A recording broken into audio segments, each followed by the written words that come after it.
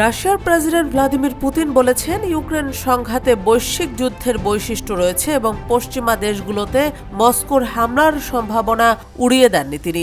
Ukraine যুদ্ধে বিশ্বের বিভিন্ন দেশ জড়িয়ে পড়ার পরিপ্রেক্ষিতে বৃহস্পতিবার এই হুমকি দিয়েছেন পুতিন।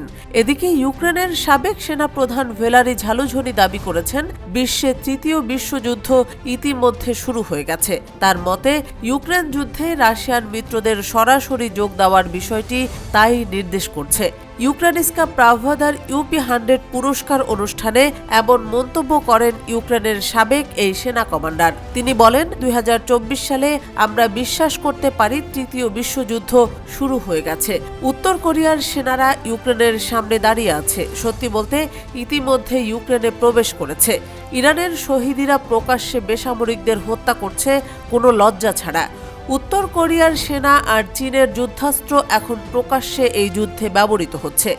তিনি ইউক্রেনের মিত্রদের দ্রুত ব্যবস্থা নেওয়ার আহ্বান জানিয়েছেন, যেন এই তৃতীয় বিশ্বযুদ্ধ এখানেই থেমে যায়। তিনি বলেন, ইউক্রেনের মাটিতে এটিকে এখনও থামানো সম্ভব, কিন্তু কিছু কারণে আমাদের মিত্ররা তা বুঝতে চায় না। এটি নিশ্চিত যে ইউক্রেনের এখন অনেক শত্রু।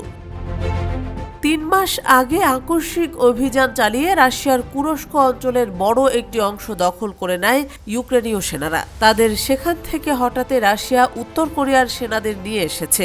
ধারণা করা হচ্ছে, কুরস্কে এই মুহূর্তে 10,000 কোরীয় সেনা অবস্থান করছে। ইউক্রেনের এই সাবেক সেনাপ্রধান বলেছেন, প্রযুক্তি দিয়ে আমরা রক্ষা পাব, তবে ইউক্রেন একা এই লড়াইয়ে জয় পাবে কিনা সেটা নিশ্চিত নয়। এদিকে রুশ বাহিনী ইউক্রেনে নতুন প্রজন্মের হাইপারসনিক ক্ষেপণাস্ত্র ব্যবহার করছে বলে জানিয়েছে দেশটির সেনাবাহিনীর গোয়েন্দা সংস্থা মেইন ডিরেক্টরেট অব ইন্টেলিজেন্স। ইতোমধ্যে গত বৃহস্পতিবার ইউক্রেনের দিনিপ্রো শহরে এই ক্ষেপণাস্ত্র ব্যবহার করেছে রাশিয়া। শব্দের গতি প্রতি সেকেন্ডে 331.23 মিটার। যেসব ক্ষেপণাস্ত্র শব্দের চেয়ে দ্রুত গতিতে ছুটে গিয়ে লক্ষ্যবস্তুতে আঘাত হানতে সক্ষম, সেগুলোকে হাইপারসনিক ক্ষেপণাস্ত্র বলা হয়।